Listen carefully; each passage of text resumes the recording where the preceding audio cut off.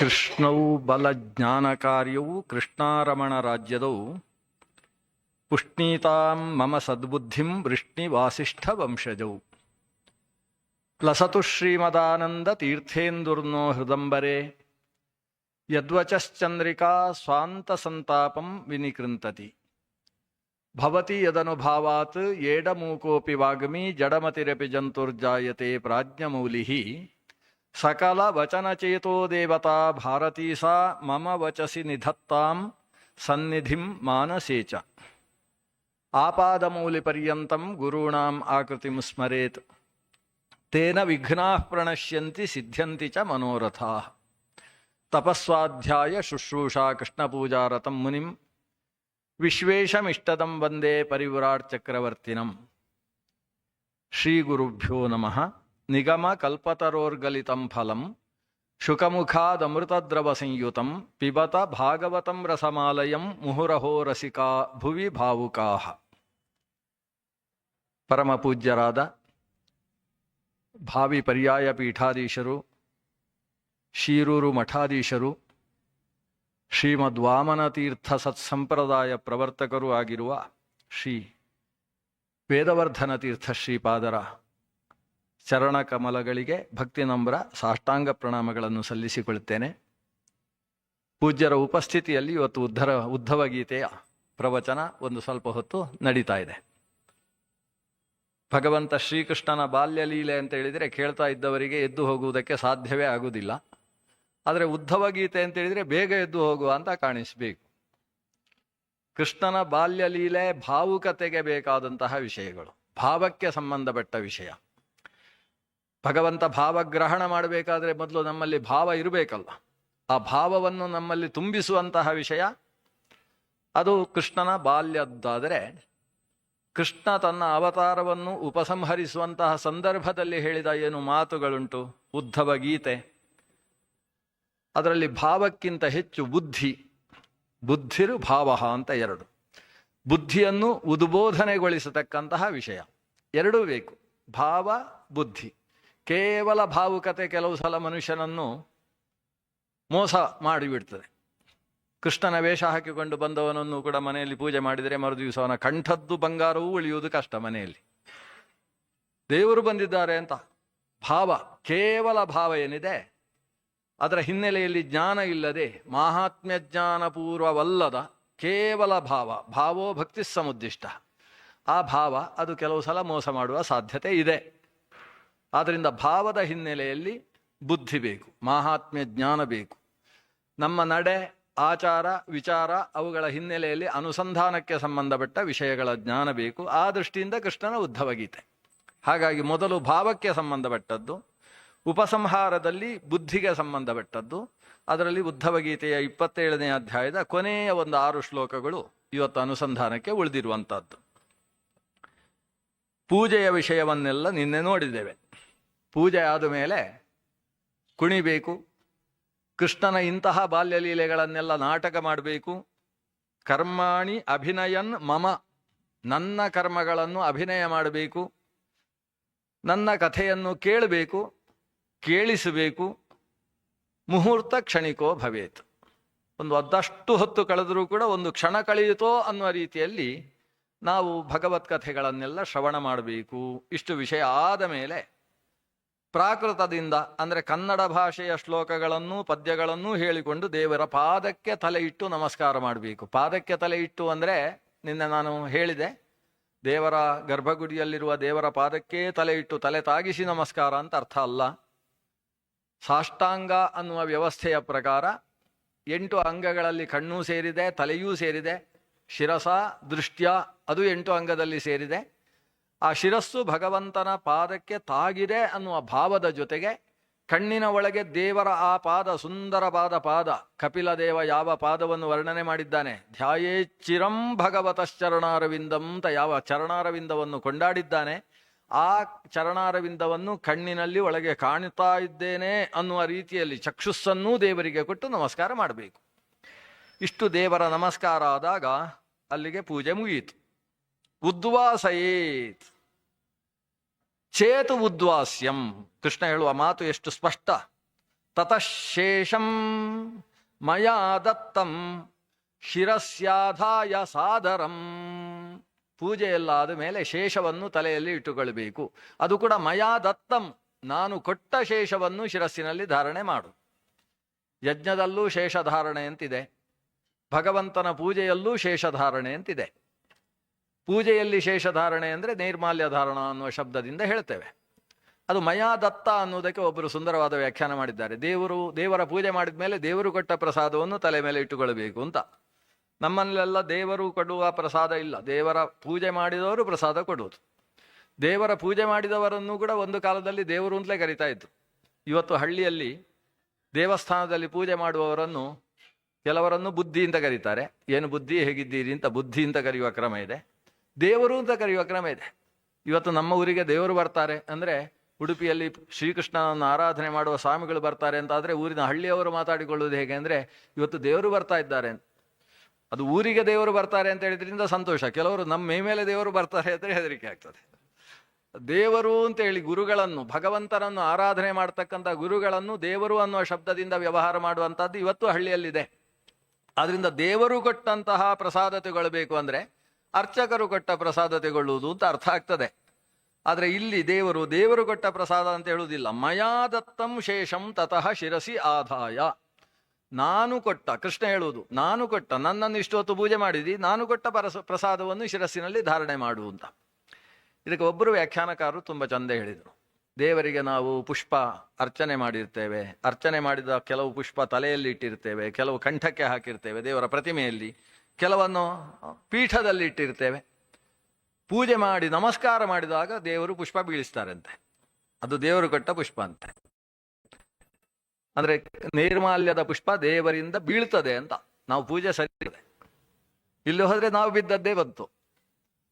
ಇವತ್ತಿಗೂ ನಾವೊಂದು ಒಳ್ಳೆಯ ಕಾರ್ಯವನ್ನು ಯೋಚನೆ ಮಾಡಿಕೊಂಡು ದೇವಸ್ಥಾನದಲ್ಲಿ ಪೂಜೆ ಮಾಡಿಸಿದಾಗ ಆ ದೇವರು ಒಂದು ನೈರ್ಮಾಲ್ಯವನ್ನು ಕೆಳಗೆ ಬೀಳಿಸಿದ್ರು ಅಂದರೆ ಅತ್ಯಂತ ಶುಭ ಲಕ್ಷಣ, ಶಕುನ ಶಾಸ್ತ್ರದಲ್ಲಿ ಹೇಳಿದಂತಹ ಶುಭ ಲಕ್ಷಣ ಅದು.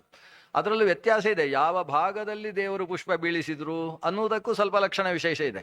ಆದರೆ ಯಾವುದೇ ಭಾಗದಲ್ಲಿ ಪುಷ್ಪ ಬೀಳಿಸಿದ್ರೂ ಆ ಕಾರ್ಯ ಮುಂದುವರಿಸಬಹುದು.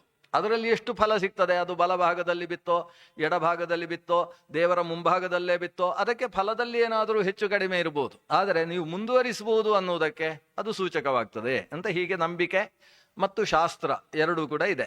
ಅದನ್ನ ದೇವರು ಕೊಟ್ಟ ಪ್ರಸಾದ ತೆಗೊಳ್ಳುವುದು ಅಂದರೆ ದೇವರು ಬೀಳಿಸಿದ ಪುಷ್ಪವನ್ನು ತೆಗೊಳ್ಳುವುದು ಅಂತ ಒಂದು ವ್ಯಾಖ್ಯಾನ. ಬೀಳಿಸದೆ ಹೋದರೆ ಏನು ಮಾಡುವುದು, ಪುಷ್ಪ ತೆಗೊಳ್ಳಿಕ್ಕೆ ಇಲ್ಲೋ ಅಂತ ಒಂದು ಪ್ರಶ್ನೆ ಬರ್ತದೆ. ಆಗ ದೇವರ ಪೂಜೆಯಲ್ಲಿ ಮಯಾ ದತ್ತಂ ತತಃಶೇಷಂ ಮಯಾ ದತ್ತ ಶೇಷಾಂ ದಯ ಮಯಾ ದತ್ತಾಂ ಅಂತ ಒಂದು ಪಾಠ, ತತಃಶೇಷಂ ಮಯಾ ದತ್ತಂ ಅಂತ ಮತ್ತೊಂದು ಪಾಠ. ದೇವರು ಕೊಟ್ಟ ಶೇಷ ಅಂದರೆ ದೇವರಿಗೆ ಅಲಂಕಾರ ಮಾಡಿ ಉಳಿದದ್ದು ಅಂತ. ಶೇಷ ಅಂದರೆ ಉಳಿದದ್ದು ಅಂತ ಅರ್ಥ. ತತಃಶೇಷಂ, ಶೇಷ ಅಂದರೆ ಉಳಿದದ್ದು. ಹಾಗಾದರೆ ನಾವು ದೇವರಿಗೆ ಗಂಧ ಹಾಕ್ತೇವೆ, ಗಂಧ ಹಾಕಿದ ಮೇಲೆ ಗಂಧ ತಟ್ಟೆಯಲ್ಲಿ ಅಂಟಿ ಸ್ವಲ್ಪ ಗಂಧ ಉಳಿದಿರ್ತದೆ, ಅದಕ್ಕೆ ಶೇಷ ಅಂತ ಹೆಸರು. ದೇವರಿಗೆ ಪುಷ್ಪ ಹಾಕ್ತೇವೆ, ಪುಷ್ಪ ಹಾಕಿದ ಮೇಲೆ ಉಳಿದಿರ್ತದೆ ಒಂದು ಸ್ವಲ್ಪ ಪುಷ್ಪ, ಅದಕ್ಕೆ ಶೇಷ ಅಂತ ಹೆಸರು. ಅಂದ್ರೆ ಶೇಷ ಅಂದರೆ ದೇವರಿಗೆ ವಿನಿಯೋಗಿಸಿ ಉಳಿದದ್ದು. ನೈವೇದ್ಯ ಶೇಷಂ ತುಳಸಿ ವಿಮಿಶ್ರಿತಂ ವಿಶೇಷತಃ ಪಾದಜಲೇನ ಸಿಕ್ತಂ ಯೋಷ್ಣಾತಿ ನಿತ್ಯಂ ಪುರತೋ ಮುರಾರೇಹೇ ಪ್ರಾಪ್ನೋತಿ ಯಜ್ಞಾಯುತ ಕೋಟಿ ಪುಣ್ಯಂ. ನೈವೇದ್ಯ ಶೇಷ ಅಂತ ಕರೆಯುವುದು. ಯಾಕೆ? ದೇವರಿಗೆ ನೈವೇದ್ಯ ಮಾಡಿದ ಮೇಲೆ ದೇವರು ಉಳಿಸಿದ್ದು ಹೇಗೆ? ತಾನು ಚಕ್ಷುಸ್ಸಿನಿಂದ ದೃಷ್ಟಿಯೈವ ಸ್ವೀಕರೋಮ್ಯಹಂ ಅಂತ ಹೇಳಿದ್ರಿಂದ ಅದನ್ನು ನೋಡಿದ, ಅದು ಕರುಣಾರಸಪೂರ್ಣವಾದಂತಹ ಲೋಚನದಿಂದ ನೋಡಿದ್ದು ದೇವರ ನೈವೇದ್ಯ ಆಯಿತು, ಇನ್ನು ತೆಗೋ ಅಂತ ಹೇಳಿದ. ಅದರಲ್ಲಿರುವ ಸ್ವಾಕ್ಷರಸವನ್ನು ಸ್ವೀಕಾರ ಮಾಡಿ ನಮಗೆ ಭೋಜ್ಯವನ್ನಾಗಿಸಿದ ಭಗವಂತ, ಅದು ಶೇಷ. ಅದನ್ನು ಶಿರಸ್ಯಾದಾಯ ಅಂತ ನೈವೇದ್ಯವನ್ನು ಶಿರಸ್ಸಿನಲ್ಲಿ ಹಾಕೊಳ್ಳುವುದಲ್ಲ, ಅದು ಉರಸ್ಯಾದಾಯ ಉದರೇ ಆದಾಯ, ಅದು ಆಮೇಲೆ ಪ್ರಸಾದ ಸ್ವೀಕಾರ. ಆದರೆ ಶಿರಸ್ಯಾದಾಯ ಅಂತ ಹೇಳ್ತಾ ಇರುವುದು ದೇವರಿಗೆ ಹಾಕಿದಂತಹ ಪುಷ್ಪ ತುಳಸಿ ಇವುಗಳನ್ನು ಶಿರಸ್ಸಿನಲ್ಲಿ ಆದಾನ ಮಾಡಬೇಕು. ಅದು ದೇವರಿಂದ ದತ್ತ ಅಂದರೆ ಹೇಗೆ? ದೇವರಿಗೆ ಎಲ್ಲ ಪೂಜೆ ಆದ ಮೇಲೆ ನೈರ್ಮಾಲ್ಯವನ್ನು ತೆಗೆಯುವ ಕ್ರಮ ಇದೆ. ಅದನ್ನು ದೇವರ ಅನುಜ್ಞೆಯನ್ನು ಕೇಳಿ ಮೊದಲು ದೇವರನ್ನು ನಾನು ನನ್ನ ಹೃದಯದಲ್ಲಿ ಪುನಃ ಪ್ರತಿಷ್ಠಾಪನೆ ಮಾಡ್ತೇನೆ ಅಂತ ಹೇಳಿಕೊಳ್ಬೇಕು. ಭಗವಂತ, ನಿನ್ನನ್ನು ನನ್ನ ಹೃದಯದಿಂದ ಇಲ್ಲಿ ಪ್ರತಿಷ್ಠಾಪನೆ ಮಾಡಿ ಇಷ್ಟು ಹೊತ್ತು ಪೂಜಿಸಿದ್ದೇನೆ, ನೀನು ಮತ್ತೆ ನನ್ನ ಹೃದಯದಲ್ಲಿ ಬಂದು ಕೂತುಕೋ ಅಂತ ಪ್ರಾರ್ಥನೆ ಮಾಡಿಕೊಂಡು ಹೃದಯಕ್ಕೆ ಪ್ರಾವಾಹನೆ ಮಾಡಿಕೊಳ್ಳುವ ವಿಧಾನ ಇದೆ. ಅಂದರೆ ದೇವರನ್ನು ಆವಾಹನೆ ಮಾಡುವುದು ಅಂತ ಹೇಳಿದರೆ ನಾವು ಆ ಎಲ್ಲೆಡೆ ತುಂಬಿದ ದೇವರನ್ನು ನಮ್ಮ ಹೃದಯದಲ್ಲಿ ಧ್ಯಾನ ಮಾಡುವುದು, ಧ್ಯಾನದ ಮೂಲಕ ದೇವರನ್ನು ಸೃಷ್ಟಿ ಮಾಡುವುದು. ಧ್ಯಾಯಾಮಿ ಆವಾಹಯಾಮಿ, ಧ್ಯಾನ ಆವಾಹನ. ಒಳಗೆ ಧ್ಯಾನ ಮಾಡಿ ಒಳಗಿನಿಂದ ಸೃಜಿಸಿದಂತಹ ಭಗವತ್ ಸ್ವರೂಪವನ್ನು ನಾವು ಆ ಪ್ರತಿಮೆಯಲ್ಲಿ ತಂದು ಕೂಡಿಸುವುದು. ಕೂಡಿಸಿ ಪೂಜಿಸಿದ ಮೇಲೆ ಆ ದೇವರನ್ನು ಮತ್ತೆ ಹೃದಯಕ್ಕೆ ನಾವು ಸೇರಿಸಿಕೊಳ್ತೇವೆ. ಸೇರಿಸಿಕೊಂಡ ಮೇಲೆ ಆ ದೇವರ ಮೇಲೆ, ಅಂದರೆ ಶಾಲಗ್ರಾಮ ಇರ್ಬೋದು ಅಥವಾ ಪ್ರತಿಮೆ ಇರ್ಬೋದು, ಅದರ ಮೇಲೆ ಏನು ಹಾಕಿದ್ದೇವೆ ಅದೆಲ್ಲ ದೇವರು ಬಿಟ್ಟು ಹೋದದ್ದು, ದೇವರು ಕೊಟ್ಟದ್ದು ಅಂತ ಅರ್ಥ. ತ್ಯಕ್ತೇನ ಭುಂಜೀತಾ, ತೇನ ತ್ಯಕ್ತೇನ ಭುಂಜೀತಾ. ಅವನನ್ನು ನಾವು ಒಳಗೆ ತಗೊಂಡಾಗ ಅದನ್ನೆಲ್ಲ ಹಿಡ್ಕೊಂಡು ಒಳಗೆ ಹೋದ್ನಾ? ನೈವೇದ್ಯ ಶೇಷ ಹೇಗೋ ಅಲ್ಲಿ ಉಳಿದ ಹಾಕಿದ ಪುಷ್ಪ, ತುಳಸಿ, ಗಂಧ ಎಲ್ಲವೂ ಕೂಡ ಭಗವಂತನ ಶೇಷ. ಯಾಕಂದ್ರೆ ಭಗವಂತನನ್ನು ಒಳಗೆ ಸೇರಿಸಿಕೊಂಡಾಯ್ತು, ಅಲ್ಲಿ ಬಿಟ್ಟಿದಾನಲ್ವ ಅದು ಶೇಷ.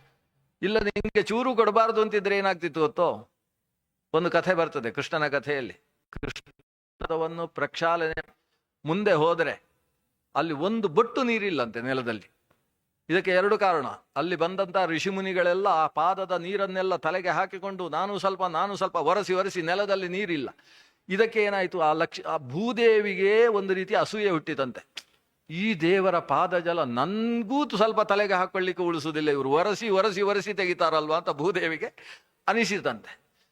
ಅದೇ ದುಷ್ಟರು ಬಂದು ಇದ್ದಾಗ ಭಗವಂತ ದುರ್ಯೋಧನನ ಮನೆಗೆ ಹೋದ. ದುರ್ಯೋಧನನ ಮನೆಯಲ್ಲೂ ಕೂಡ ಶ್ರೀಕೃಷ್ಣ ಸಂಧಾನಕ್ಕೋಸ್ಕರ ಬರುವ ಹಿಂದಿನ ದಿನ ಅವತ್ತು ಅವನ ಪಾದ ಪ್ರಕ್ಷಾಳನೆ ಎಲ್ಲ ಮಾಡಿದ್ದಾರೆ. ಎಲ್ಲ ನಾಟಕಕ್ಕೋಸ್ಕರ ಕೃಷ್ಣನ ಪಾದ ಜಲ ತಲೆಗೆ ಹಾಕೊಳ್ಳಿಕ್ಕೆ ಎಂದು ಬಂದ್ರೆ ಒಂದು ಬೊಟ್ಟು ನೀರೇ ಇಲ್ಲಂತೆ. ಹಾಕಿದ ನೀರು ಒಂದು ಬಿಂದು ನೀರಿಲ್ಲ. ಎಲ್ಲಿ ಹೋಯ್ತು? ಮೊದಲೇ ಈ ದೇವಿ ಭೂದೇವಿ ತಾನು ನುಂಗಿ ಬಿಟ್ಟಿದ್ದಾಳಂತೆ, ಅಷ್ಟು ನೀರು ಈ ದುಷ್ಟರ ತಲೆಗೆ ಹೋಗಬಾರ್ದು ಅಂತ. ಹಾಗಾದ್ರೆ ಪಾದ ಪ್ರಕ್ಷಾಳನೆ ಮಾಡಿದಾಗ ಅಲ್ಲಿ ನೀರು ಯಾಕೆ ಉಳಿತಾ ಇತ್ತು? ಯಾಕಂದ್ರೆ ಬಂದವರು ಸಜ್ಜನರಿದ್ದಾರೆ, ಅವರೆಲ್ಲ ಈ ದೇವರ ಪಾದ ಜಲವನ್ನು ಶಿರದಲ್ಲಿ, ವಿಷ್ಣು ಪಾದೋದಕವನ್ನು ಶಿರದಲ್ಲಿ ಧಾರಣೆ ಮಾಡಿ ಉತ್ಕೃಷ್ಟರಾಗಲಿ ಅನ್ನುವ ದೃಷ್ಟಿಯಿಂದ ಲಕ್ಷ್ಮೀದೇವಿ ಕೊಟ್ಟ ನೀರು ಅದು. ದುಷ್ಟರು ಬಂದು ನೀರು ತೆಗಿತೇನೆ ಅಂದ್ರೆ ಆ ದೇವರ ನೀರೇ ಇಲ್ಲ, ಅಲ್ಲಿರುವುದು ಸ್ವಲ್ಪ ಕೆಸರು ಮಾತ್ರ. ಈ ಪರಿಸ್ಥಿತಿ ಅಂದ್ರೆ ಭಗವಂತನ ಶೇಷ ಉಳಿಸುವುದು. ದೇವರು ಉಳಿಸಿದ್ದಾನೆ ಅಂದ್ರೆ ನಮ್ಮ ತೆಗೆದುಕೊಳ್ಳುವುದಕ್ಕೋಸ್ಕರ, ಅಂದ್ರೆ ಅದು ದೇವರಿಂದ ದತ್ತ. ತತಃ ಶೇಷಾಂ ಮಯಾ ದತ್ತಾಂ, ಶೇಷಾಂ ಮಯಾ ದತ್ತಾಂ, ಉಳಿದಿರತಕ್ಕಂತಹ ನಿರ್ಮಾಲ್ಯಾದಿಗಳನ್ನೆಲ್ಲ ಶಿರಸಿ ಆದಾಯ. ಕೆಲವು ಸಲ ಶ್ರೀಕೃಷ್ಣ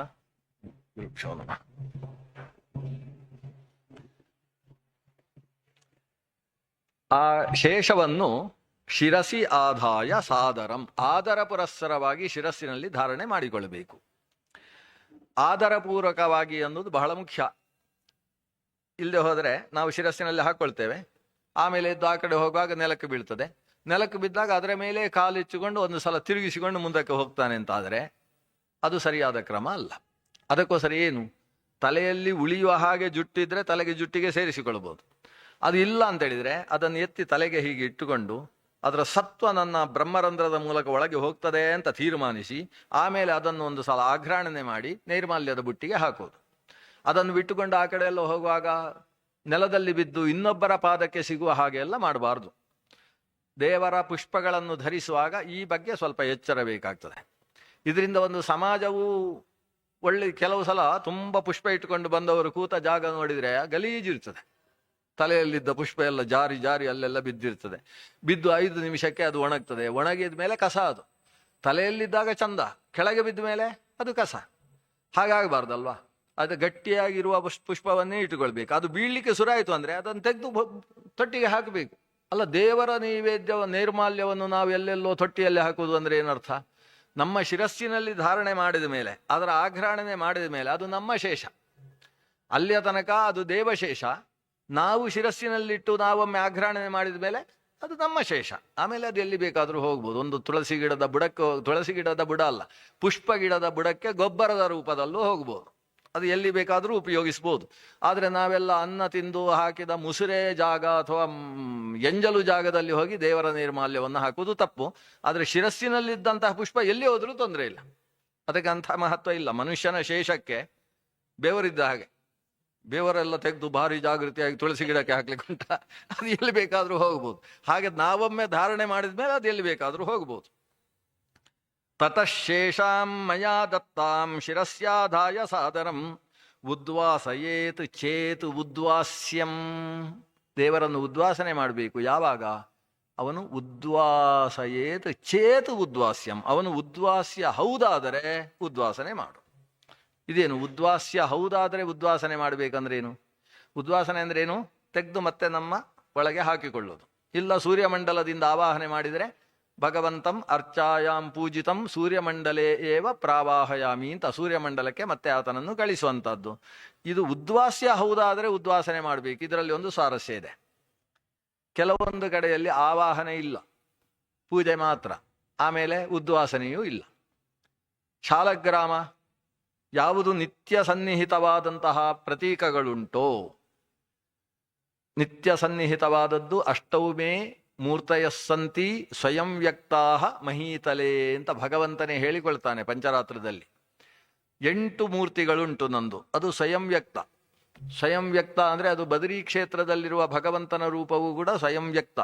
ಸ್ವಯಂ ವ್ಯಕ್ತ ಅಂತ ಆದರೆ ಶಾಲಗ್ರಾಮಂಚ ನೈಮಿಷಂ, ನೈಮಿಷಾರಣ್ಯದಲ್ಲಿರ್ತಕ್ಕಂತಹ ನರಸಿಂಹನ ಪ್ರತಿಮೆಯೂ ಕೂಡ ಸ್ವಯಂ ವ್ಯಕ್ತ. ಇವತ್ತು ಆ ಸ್ವಯಂ ವ್ಯಕ್ತ ಎಲ್ಲಿ ಉಂಟು ಅಂತಲೇ ಗೊತ್ತಾಗೋದಿಲ್ಲ. ಗೂಗಲ್ ಸರ್ಚ್ ಮಾಡಿದರೂ ಕೂಡ ಸಿಗದೇ ಇರುವ ಸ್ವಯಂ ವ್ಯಕ್ತಗಳುಂಟು. ಅಂತಹ ಸ್ವಯಂ ವ್ಯಕ್ತವಾದ ಕ್ಷೇತ್ರ ಅಂತ ಯಾವುದಿದೆಯೋ ನರನಾರಾಯಣಾಶ್ರಮಂ, ನರನಾರಾಯಣಾಶ್ರಮವೂ ಕೂಡ ಸ್ವಯಂ ವ್ಯಕ್ತ ಅಂದರೆ ಬದರಿ ಕ್ಷೇತ್ರದ ಭಗವಂತನ ನಾರಾಯಣ ಮೂರ್ತಿ. ಅದರಲ್ಲೆಲ್ಲ ಆವಾಹನ ಪ್ರಕ್ರಿಯೆ ಇಲ್ಲ, ನಿತ್ಯ ಸನ್ನಿಹಿತನಾಗಿದ್ದಾನೆ. ಶಾಲಗ್ರಾಮ ಅನ್ನುವುದು ಸ್ವಯಂ ವ್ಯಕ್ತ.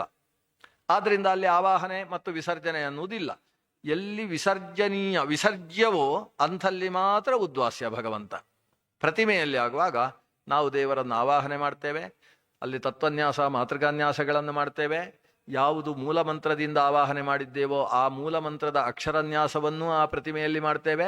ಇದೆಲ್ಲ ಆದ ನಂತರ ಪೂಜೆಯೆಲ್ಲ ಮುಗಿಸಿ ಕೊನೆಗೆ ಉದ್ವಾಸನೆ ಮಾಡಬೇಕು. ಆವಾಹನೆ ನ್ಯಾಸಗಳು ನಡೆದ ಜಾಗದಲ್ಲಿ.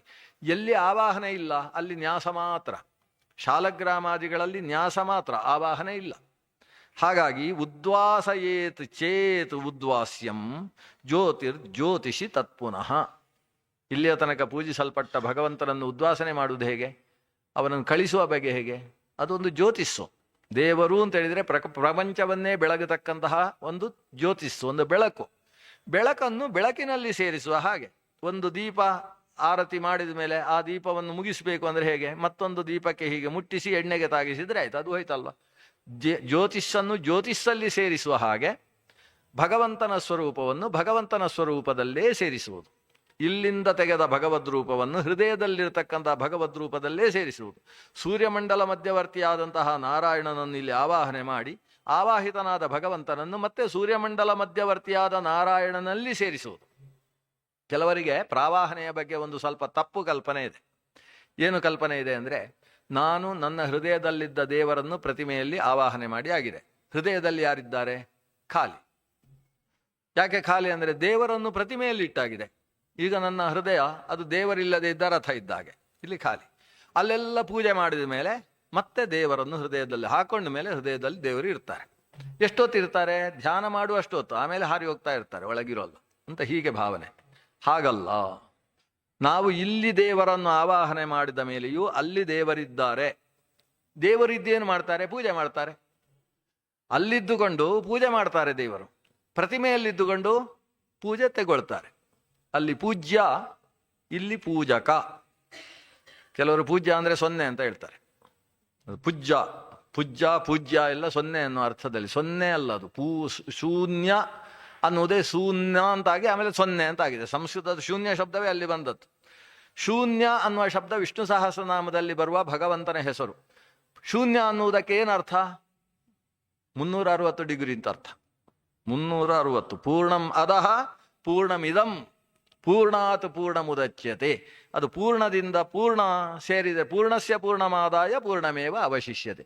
ಪೂರ್ಣದಿಂದ ಪೂರ್ಣ ತೆಗೆದರೂ ಪೂರ್ಣ, ಪೂರ್ಣಕ್ಕೆ ಪೂರ್ಣ ಸೇರಿಸಿದರೂ ಪೂರ್ಣ. ಕೆಲವರು 0 - 0 = 0, 0 + 0 = 0. ಇದೆಲ್ಲ ಈ ಮ್ಯಾಥ್ಸನ್ನು ಹೇಳಿಕೊಟ್ಟಿದೆ ಇದು ಅಂತ ಹೇಳ್ತಾರೆ. ಈ ಮಂತ್ರವನ್ನು ಇಟ್ಕೊಂಡು ಅದನ್ನು ಹೇಳುವುದಿಲ್ಲ ಅಂತ ಹೇಳುವುದಿಲ್ಲ. ಅದು ಯಾಕೆ 0 ಕೂಡಿಸು 0 0 ಆಗುತ್ತೆ? ಯಾಕಂದರೆ ಅನಂತತೆಯಲ್ಲಿ ಏನು ಅದು ಶೂನ್ಯತೆಯಲ್ಲೂ ಹಾಗೆ. ಅನಂತತೆಗೂ ಶೂನ್ಯತೆಗೂ ಹೆಚ್ಚು ವ್ಯತ್ಯಾಸ ಇಲ್ಲ. ಅನಂತಕ್ಕೆ ಅನಂತ ಸೇರಿಸಿದರೂ ಅನಂತ, ಅನಂತದಿಂದ ಅನಂತದಷ್ಟು ತೆಗೆದರೂ ಅನಂತ. ಯಾಕಂದರೆ ಅದು ಅನಂತವಾದ್ರಿಂದ. ಅಕಸ್ಮಾತ್ ಅನಂತದಿಂದ ಅನಂತದಷ್ಟು ತೆಗೆದಾಗ ಅದು ಸ್ವಲ್ಪ ಕಡಿಮೆ ಆಯಿತು ಅಂದರೆ ಅದು ಶಾಂತ ಆಯಿತು. ಅನಂತ ಹೇಗಾಗ್ತದೆ? ಅನಂತ ಅನ್ನುವ ವ್ಯಕ್ತಿತ್ವವೇ ಹಾಗೆ. ಆದ್ದರಿಂದಲೇ ಅದನ್ನು ಜ್ಯೋತಿಸ್ವರೂಪದಿಂದ ಚಿಂತಿಸುವುದು. ದೀಪದಿಂದ ದೀಪ ತೆಗೆದಾಗ ದೀಪ ಹಾಗೇ ಇರ್ತದೆ, ದೀಪಕ್ಕೆ ದೀಪವನ್ನು ಸೇರಿಸಿದಾಗ ದೀಪ ಅಷ್ಟೇ ಇರ್ತದೆ ಹೇಗೋ ಹಾಗೆ ಭಗವಂತನನ್ನು ಹೃದಯದಿಂದ ತಂದು ಪೂಜಿಸಿ ಮತ್ತೆ ಹೃದಯದಲ್ಲಿಟ್ಟೇ ಜ್ಯೋತಿಹಿ ಜ್ಯೋತಿಷಿ ತತ್ಪುನಃ ಜ್ಯೋತಿಸ್ಸನ್ನು ಮತ್ತೆ ಜ್ಯೋತಿಷ್ಯನಲ್ಲಿ ಸೇರಿಸುವಂತೆ ಪ್ರತಿಮೆಯಲ್ಲಿದ್ದ ದೇವರನ್ನು ಎಲ್ಲಿಂದ ಆವಾಹಿಸಿದ್ದೇವೋ ಆ ಜಾಗಕ್ಕೆ ಮತ್ತೆ ಉದ್ವಾಸನೆಯನ್ನು ಮಾಡಬೇಕು. ಅರ್ಚಾದಿಷು ಯಥಾ ಯತ್ರ ಶ್ರದ್ಧಾ ಮಾಂ ತತ್ರ ಚಾರ್ಚಯೇತ್ ಸರ್ವಭೂತೇಷ್ವಾತ್ಮನಿ ಚ ಸರ್ವಾತ್ಮಾಹಂ ಅವಸ್ಥಿತಃ. ಇಲ್ಲಿಗೆ ದೇವರ ಪೂಜೆಯನ್ನು ಮುಗಿಸಿದರು. ದೇವರ ಪೂಜೆಯನ್ನು ಪ್ರತಿಮೆಯಲ್ಲಿ ಮಾತ್ರ ಮಾಡುವುದಲ್ಲ, ನಿಮಗೆ ನನ್ನನ್ನು ಎಲ್ಲಿ ಪೂಜಿಸಬೇಕು ಅಂತ ಅನಿಸುತ್ತೋ ಅಲ್ಲೆಲ್ಲ ನನ್ನನ್ನು ಪೂಜಿಸ್ಬೋದು. ಇದು ಒಳ್ಳೆ ಸ್ಟೇಟ್ಮೆಂಟ್ ಭಗವಂತನದ್ದು. ದೇವರು ಹೇಳುವುದು ಹಾಗೆ, ಅರ್ಚಾದಿಷು ಯಥಾ ಯತ್ರ ಶ್ರದ್ಧಾ ಮಾಂ ತತ್ರ ಚಾರ್ಚಯೇತ್. ಅರ್ಚಾ ಅನ್ನುವುದಕ್ಕೆ ಪ್ರತಿಮೆ ಅಂತ ಅರ್ಥ. ಸಂಸ್ಕೃತದಲ್ಲಿ ಆಕಾರಾಂತವಾದ ಸ್ತ್ರೀಲಿಂಗ ಶಬ್ದ ಅರ್ಚಾ, ಅದಕ್ಕೆ ಪ್ರತಿಮಾ ಅಂತ ಅರ್ಥ. ಪ್ರತಿಮಾ ಅನ್ನೋ ಶಬ್ದವು ಸ್ತ್ರೀಲಿಂಗದೇ ಶಬ್ದ. ಸಾಮಾನ್ಯವಾಗಿ ಪ್ರತಿಮೆಯನ್ನು ಹೇಳುವ ಶಬ್ದಗಳು ಸಂಸ್ಕೃತದಲ್ಲಿ ಸ್ತ್ರೀಲಿಂಗದಲ್ಲಿ ಇದ್ದಾವೆ. ಮೂರ್ತಿ ಅಂತ ಶಬ್ದ ಇದೆ. ಮೂರ್ತಿ ಅನ್ನುವುದು ಕೂಡ ಪ್ರತಿಮೆಯನ್ನು ಹೇಳುವ ಶಬ್ದ, ಅದು ಸ್ತ್ರೀಲಿಂಗದ್ದೇ ಶಬ್ದ. ಶ್ರೀನಿವಾಸ ಮೂರ್ತಿ ಅನ್ನುವುದು ಸ್ತ್ರೀಲಿಂಗವ ಅಂತ ಪ್ರಶ್ನೆ. ಈಗ ಮೂರ್ತಿ ಶಬ್ದ ಸ್ತ್ರೀಲಿಂಗ, ಶ್ರೀನಿವಾಸ ಮೂರ್ತಿ ಅನ್ನುವುದನ್ನು ಪುಲ್ಲಿಂಗ ಮಾಡಲಿಕ್ಕೆ ಸ್ವಲ್ಪ ಸರ್ಕಸ್ ಮಾಡಬೇಕು. ಏಕೆಂದರೆ ಶ್ರೀನಿವಾಸಸ್ಯ ಮೂರ್ತಿ ಯಸ್ಮಿನ್ ಸಹ ಶ್ರೀನಿವಾಸ ಮೂರ್ತಿ ಅಂತ ಮಾಡಬೇಕು. ಅಂದರೆ ಶ್ರೀನಿವಾಸನ ಮೂರ್ತಿ ಯಾರ ಹೃದಯದಲ್ಲಿ ಕೂತಿದೆಯೋ ಅವನು ಶ್ರೀನಿವಾಸ ಮೂರ್ತಿ. ಅವನು ಅಂತ ಹೇಳಿದಾಗ ಅದು ಬಹುವ್ರೀಹಿ ಸಮಾಸ ಆದಾಗ ಸ್ತ್ರೀಲಿಂಗವು ಪುಲ್ಲಿಂಗದಲ್ಲಿ ಬಂದು ಕೂತುಕೊಳ್ತದೆ. ಇಲ್ಲಿ ಪ್ರಕೃತ ಪ್ರತಿಮಾ ಅರ್ಚಾ ಅನ್ನುವುದು ಪ್ರತಿಮೆಯನ್ನು ಹೇಳ್ತಕ್ಕಂಥ ಶಬ್ದ. ಅದರಿಂದ ಅರ್ಚಾದಿಷು ಯಥಾ, ನನ್ನ ಪ್ರತಿಮೆಯಲ್ಲಿ ನನ್ನನ್ನು ಹೇಗೆ ಪೂಜಿಸ್ತೀಯೋ, ಯತ್ರ ಶ್ರದ್ಧಾ ಮಾಂ ತತ್ರ ಚಾರ್ಚಯೇತ್, ಎಲ್ಲಿ ನನ್ನನ್ನು ಪೂಜಿಸಬೇಕು ಅಂತ ನಿನಗೆ ಶ್ರದ್ಧೆ ಬರ್ತದೋ ಅಲ್ಲೂ ಕೂಡ ನನ್ನನ್ನು ಪೂಜಿಸಬೇಕು. ಮನೆಗೊಬ್ಬರು ಸನ್ಯಾಸಿಗಳು ಬಂದರು. ಸನ್ಯಾಸಿಗಳನ್ನು ಕಂಡಾಗ ಮನಸ್ಸು ಪ್ರಫುಲ್ಲವಾಯಿತು. ಇವರಲ್ಲಿ ದೇವರು ಸನ್ನಿಹಿತರಾಗಿದ್ದಾರೆ, ಅಂಥ ಒಂದು ತೇಜಸ್ಸು, ಅಂಥ ವರ್ಚಸ್ಸು, ಎಷ್ಟು ಒಳ್ಳೆ ರೀತಿ ದೇವರ ಕಥೆ ಹೇಳ್ತಾರೆ, ಯಾವತ್ತೂ ದೇವರ ಚಿಂತನೆಯನ್ನೇ ಮಾಡ್ತಾರೆ. ಈ ಶ್ರದ್ಧೆ ಅವರಲ್ಲಿ ಹುಟ್ಟಿದೆ. ಅವರಲ್ಲೂ ದೇವರನ್ನು ಪೂಜಿಸು. ಅವರ ಪಾದ ಪ್ರಕ್ಷಾಲನೆಯನ್ನು ಮಾಡುವಾಗ ದೇವರ ಪಾದವನ್ನು ಚಿಂತನೆ ಮಾಡು. ಚರಣಂ ಪವಿತ್ರಂ ವಿತತಂ ಪುರಾಣಯ್ಯೇನ ಪೂತಸ್ತರತಿ ದುಷ್ಕೃತಾನಿ. ಆ ಭಗವಂತನ ಪಾದವನ್ನು ಆ ಪಾದದಲ್ಲಿ ಚಿಂತಿಸು. ಯಾಕಂದ್ರೆ ಜ್ಞಾನಿಗಳ ಶರೀರದಲ್ಲಿ ದೇವರು ಅದೇ ಆಕಾರದಲ್ಲಿ ಇರ್ತಾನೆ. ಅವನ ಪಾದದಲ್ಲಿ ಭಗವಂತನ ಪಾದ, ಕೈಯಲ್ಲಿ ಭಗವಂತನ ಕೈ, ಮುಖದಲ್ಲಿ ಅವನ ಮುಖ. ನಮ್ಮ ಶರೀರದಲ್ಲೂ ಹಾಗಿದ್ದಾನೆ ಅನ್ನುತ್ತೆ ಶಾಸ್ತ್ರ. ನಮ್ಮ ಶರೀರದಲ್ಲೂ ನಮ್ಮ ಪಾದದಲ್ಲಿ ಪಾದವಾಗಿ, ಕೈಯಲ್ಲಿ ಕೈಯಾಗಿ, ತಲೆಯಲ್ಲಿ ತಲೆಯಾಗಿ ದೇವರಿದ್ದಾನೆ. ದೇವರು ಅವನಿಗೆ ಪುರುಷ ಅಂತ ಹೆಸರು. ಶರೀರದಲ್ಲಿ ನಖಶಿಕಾಂತವಾಗಿ ವ್ಯಾಪಿಸಿದ ಭಗವಂತನ ಆ ಸ್ವರೂಪವನ್ನೇ ಪುರುಷ ಅಂತ ಕರೆಯುವುದು. ಅಂತಹ ಪುರುಷ ರೂಪ ಎಲ್ಲಿ ಹೆಚ್ಚು ಹೆಚ್ಚು ಶ್ರದ್ಧೆ ಇರ್ತದೋ ಅಲ್ಲಿ ಹೆಚ್ಚು ಹೆಚ್ಚು ಸಂಸ್ಥಿತವಾಗಿರ್ತದೆ. ಎಲ್ಲಿ ಹೆಚ್ಚು ಹೆಚ್ಚು ಭಗವಂತನ ಕೆಲಸ ನಡೆಯುತ್ತೋ ಅಂಥವರಲ್ಲಿ ಅಂತಹ ಭಗವಂತನ ವಿಭೂತಿ ಜಾಸ್ತಿ ಇರ್ತದೆ. ಯದ್ಯದ್ ವಿಭೂತಿ ಮತ್ ಸತ್ವಂ ಶ್ರೀಮದೂರ್ಜಿತಮೇವವ ತತ್ತದೇವಾವಗಚ್ಛತ್ವಂ ಮಮ ತೇಜೋಂಶ ಸಂಭವಂ ಅಂತ ವಿಭೂತಿ ಅಧ್ಯಾಯದ ಕೊನೆಯಲ್ಲಿ ಭಗವಂತ ಕೃಷ್ಣ ಹೇಳುವ ಹಾಗೆ, ಎಲ್ಲಿ ವಿಭೂತಿ ಹೆಚ್ಚು ಕಾಣಿಸುತ್ತೋ ಅಲ್ಲಿ ಭಗವಂತನ ವಿಶೇಷ ಸನ್ನಿಧಾನ ಇದೆ. ಅಂಥ ಪ್ರತೀಕದಲ್ಲಿ ದೇವರನ್ನು ಆರಾಧನೆ ಮಾಡು. ಇಲ್ಲ, ಒಂದು ಹಸು ಬಂತು, ನೋಡಲಿಕ್ಕೆ ಮುದ್ದು ಮುದ್ದಾಗಿ ಚಂದ ಕಾಣಿಸ್ತದೆ, ಕೆಚ್ಚಲು ತುಂಬಿಕೊಂಡು ಹಾಲು ತುಂಬಿಸಿಕೊಂಡು ಬಂದಿದೆ. ಹಸು ನೋಡಿದಾಗ ಖುಷಿ ಆಯಿತು, ಅಲ್ಲೂ ದೇವರನ್ನು ಆರಾಧಿಸು. ಅಲ್ಲಿ ದೇವರನ್ನು ಆರಾಧಿಸುವುದು ಅಂತ ಹೇಳಿ ತುಪ್ಪದಲ್ಲೋ ಅಥವಾ ಜೇನುತುಪ್ಪದಲ್ಲೋ ಅಭಿಷೇಕ ಮಾಡಲಿಕ್ಕೆ ಹೋಗಬೇಡ. ಆಮೇಲೆ ಆ ಹಸುವಿಗೂ ಒಂದು ರಗಳೆ, ಅದು ಅದರ ಮುಖಕ್ಕೆ ಇಟ್ಕೊಂಡು ಜೇನುತುಪ್ಪ ಅಭಿಷೇಕ ಮಾಡಿದರೆ ಅದು ಈ ಪಕ್ಕದ ಹಸು ಬಂದು ನೆಕ್ಕುತ್ತೆ, ಅದಾದರೂ ತೊಂದರೆ ಇಲ್ಲ. ಆದರೆ ಅದಕ್ಕೆ ಆ ರೀತಿ ಅಭಿಷೇಕ ಮಾಡುವುದಾ? ಕೊನೆಗೆ ಮನೆಯಲ್ಲಿ ಬ್ರಾಹ್ಮಣರು ಬಂದಿದ್ದಾರೆ, ಅವರಲ್ಲಿ ದೇವರನ್ನು ಪೂಜೆ ಮಾಡಬೇಕು ಅಂತ ಪಂಚಾಮೃತ ಅಭಿಷೇಕ ಮಾಡ್ತಾ ಕೂತ್ರೆ ಹೇಗಿರ್ತದೆ? ಆದ್ರಿಂದ ಎಲ್ಲಿ ಹೇಗೆ ಪೂಜೆ ಮಾಡಬೇಕು ಅಂತ ಹೇಳಿದ್ದೇನೋ ಅಲ್ಲಿ ಹಾಗೆ ಪೂಜೆ ಮಾಡು. ಗೋಶ್ವಂಗ ಯವಸಾದಿನ, ಗೋವಿನಲ್ಲಿ ನನ್ನನ್ನು ಪೂಜಿಸುವಾಗ ಅದಕ್ಕೆ ಉಚಿತವಾದ ಆಹಾರವನ್ನು ಕೊಡು. ಅದು ಹಸಿ ಹುಲ್ಲು ಆಗ್ಬೋದು ಅಥವಾ ಹಿಂಡಿ ಆಗ್ಬೋದು. ನೀನು ಮನೆಯಲ್ಲಿ ಕರಿಯುವುದಕ್ಕೆ ಎಣ್ಣೆ ತೆಗೆಯುವಾಗ ತೆಂಗಿನಕಾಯಿ ಅಥವಾ ಕೊಬ್ಬರಿಯನ್ನು ಹಿಂಡಿದ ಮೇಲೆ ಉಳಿದದ್ದಕ್ಕೆ ಹಿಂಡಿ ಅಂತ ಹೆಸರು. ಅಥವಾ ಎಳ್ಳಿನ ಎಣ್ಣೆ ತೆಗಿಬೇಕಾದ್ರೆ ಎಳ್ಳಿ ಸರಿಯಾಗಿ ಹಿಂಡಿ ಎಣ್ಣೆ ತೆಗೆದ ಮೇಲೆ ಉಳಿದದ್ದಕ್ಕೆ ಎಳ್ಳಿಂಡಿ ಅಂತ ಹೆಸರು.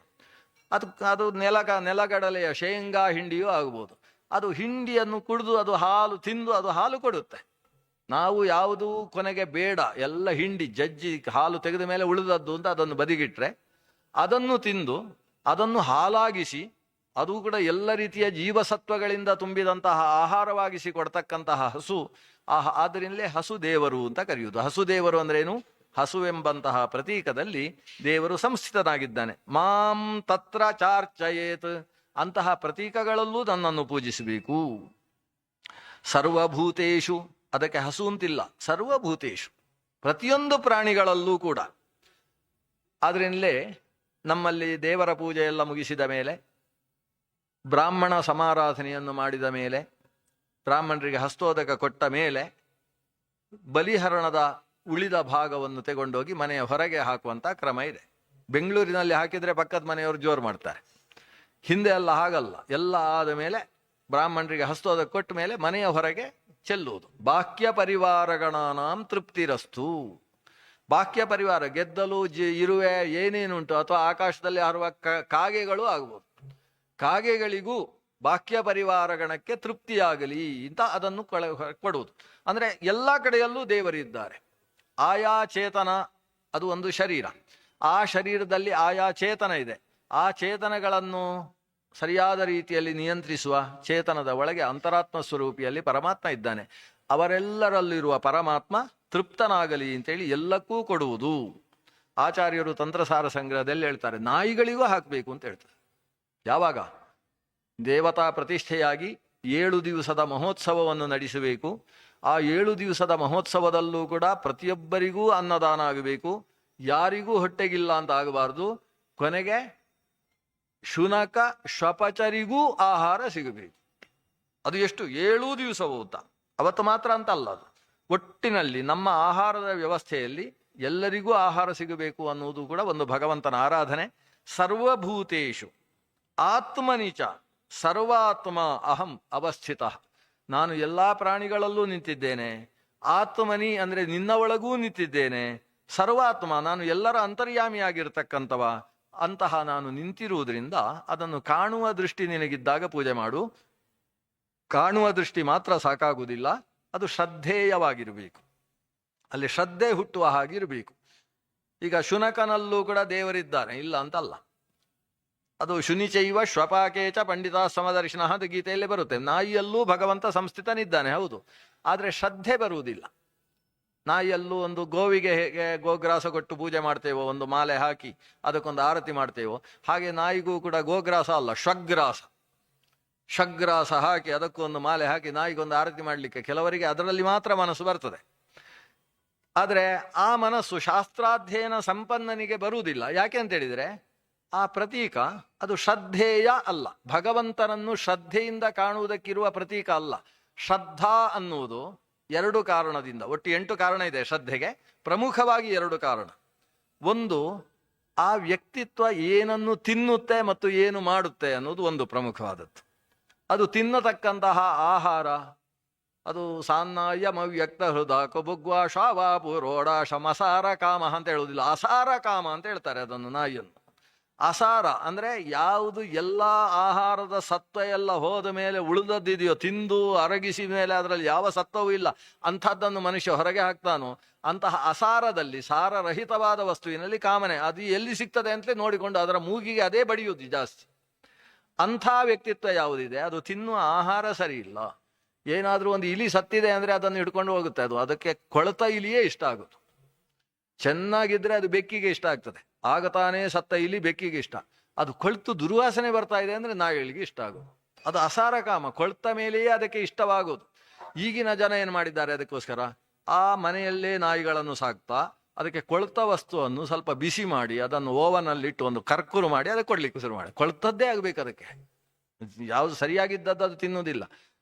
ಆ ರೀತಿ ಅಂಥದ್ದು ಅಸಾರ ಕಾಮವಾದಂತಹ ಶುನಕದಲ್ಲಿ ನಮಗೆ ದೇವರನ್ನು ಕಾಣುವುದಕ್ಕೆ ಶ್ರದ್ಧೆ ಹುಟ್ಟುವುದಿಲ್ಲ. ದೇವರಿದ್ದಾನೆ, ಇಲ್ಲ ಅಂತಲ್ಲ, ಶ್ರದ್ಧೆ ಹುಟ್ಟುವುದಿಲ್ಲ. ಅದಕ್ಕೆ ಕೃಷ್ಣ ಹೇಳಿದ್ದು ಅರ್ಚಾದಿಷು ಯಥಾ ಯತ್ರ ಶ್ರದ್ಧಾ ಮಾಂ ತತ್ರ ಚಾರ್ಚಯೇತ್. ಎಲ್ಲಿ ಶ್ರದ್ಧೆ ಬರುತ್ತೆ ಅಲ್ಲಿ ಅರ್ಚಿಸು. ಒಂದು, ಅವುಗಳು ಹೇಗೆ ವರ್ತಿಸ್ತಾವೆ ಅನ್ನುವುದರಿಂದ ಆ ಪ್ರಾಣಿಯಲ್ಲಿ ಶ್ರದ್ಧೆ ಅಶ್ರದ್ಧೆ, ಇದು ಒಂದು. ಎರಡನೇದ್ದು ಶಾಸ್ತ್ರ. ಶಾಸ್ತ್ರದಲ್ಲಿ ಯಾವುದಕ್ಕೆ ಏನು ಸ್ಥಾನ ಕೊಡಬೇಕು, ಭಗವಂತನನ್ನು ಅರ್ಚಿಸುವುದಕ್ಕೆ ಯೋಗ್ಯವಾದ ಪ್ರತೀಕ ಸ್ಥಾನಗಳಲ್ಲಿ ತಾರತಮ್ಯ ಹೇಗಿದೆ ಅಂತ ಹೇಳುವಾಗ ಶುನಕದಂತಹ ವ್ಯಕ್ತಿತ್ವವನ್ನು ಸೇರಿಸಲೇ ಇಲ್ಲ. ಉದಾಹರಣೆಗೆ ಭಾಗವತದ 3ನೇ ಸ್ಕಂದದಲ್ಲಿ ಸೃಷ್ಟಿ ಪ್ರಕರಣ ನಿರೂಪಿಸುವಾಗ 7 ಮತ್ತು 2 9 ಸ್ತರದ ಸೃಷ್ಟಿಯನ್ನು ಹೇಳ್ತಾರೆ. 9 ಸ್ತರದ ಸೃಷ್ಟಿಯಲ್ಲಿ 7ನೇ ಸೃಷ್ಟಿ ಏನಿದೆ ಅದು ವೃಕ್ಷಗಳ ಸೃಷ್ಟಿ, 8ನೇ ಸ್ತರದಲ್ಲಿ ಆದದ್ದು ಪ್ರಾಣಿಗಳ ಸೃಷ್ಟಿ ಅಂತ. ಆ ಪ್ರಾಣಿಗಳ ಸೃಷ್ಟಿಯನ್ನು ಹೇಳುವಾಗ 28 ಪ್ರಾಣಿಗಳ ಹೆಸರನ್ನು ಹೇಳಿದ್ದಾರೆ. ಅದರಲ್ಲಿ ನಾಯಿ ಇಲ್ಲ, ನಾಯಿಯನ್ನು ಸೇರಿಸಲಿಲ್ಲ. ಆಚಾರ್ಯರು ಹೇಳ್ತಾರೆ, ಅಲ್ಲ, ಭಾಗವತ ಅದು ದೇವರ ಮಹತ್ವವನ್ನು ಹೇಳುವುದಕ್ಕೋಸ್ಕರ ಇರತಕ್ಕಂಥದ್ದು. ಇಲ್ಲಿ ಎಲ್ಲ ಹೇಳಿದ್ದಾರಲ್ಲ, ಹಂದಿಯನ್ನು ಹೇಳಿದ್ದಾರೆ, ಅಶ್ವವನ್ನು ಹೇಳಿದ್ದಾರೆ, ಗೋವನ್ನು ಹೇಳಿದ್ದಾರೆ, ಎಲ್ಲ ಪ್ರಾಣಿಗಳ ಬಗ್ಗೆ ಎಲ್ಲ ಹೇಳ್ತದೆ. ಇದೇನಿದು? ಇದು ಒಂದು ರೀತಿ ಬಯಾಲಜಿ ಇದ್ದ ಹಾಗೆ, ಅದು ಪ್ರಾಣಿಶಾಸ್ತ್ರ ಇದ್ದ ಹಾಗೆ ಉಂಟಲ್ವ, ಇದರಲ್ಲಿ ಇದು ಯಾಕೆ ಬಂತು ಈ ಭಾಗವತದಲ್ಲಿ ಅಂತ. ಅದಕ್ಕೆ ಆಚಾರ್ಯರು ತಾತ್ಪರ್ಯ ಹೇಳ್ತಾರೆ, ಯಾವುದರಲ್ಲಿ ಭಗವಂತನ ಆರಾಧನೆ ಮಾಡುವುದಕ್ಕೆ ಸಾಧ್ಯ, ಯಜ್ಞದಲ್ಲಿ ಪಶು ಅಂತ ಯಾವುದನ್ನು ಸ್ವೀಕರಿಸುವುದಕ್ಕೆ ಸಾಧ್ಯ, ಪಶು ಅನ್ನುವ ಎತ್ತರದ ಸ್ಥಾನವನ್ನು ಯಾವ ಯಾವ ಪ್ರಾಣಿಗಳಲ್ಲಿ ನಾವು ಚಿಂತಿಸುವುದಕ್ಕೆ ಸಾಧ್ಯ, ಅಂಥ ಪ್ರಾಣಿಗಳಲ್ಲಿ ಭಗವಂತನ ವಿಶೇಷ ಸನ್ನಿಧಾನ ಇದೆ. ಆ ವಿಶೇಷ ಸನ್ನಿಹಿತವಾದ ಭಗವಂತನಿಗೆ ಅಶ್ವ, ಗೋವು ಮೊದಲಾದ ಹೆಸರುಗಳು. ಆ ದೃಷ್ಟಿಯಿಂದ ಆ ದೇವರ 28 ರೂಪವನ್ನೇ ಇಲ್ಲಿ 28 ಪ್ರಾಣಿಗಳ ಹೆಸರಲ್ಲಿ ಹೇಳಿದ್ದು.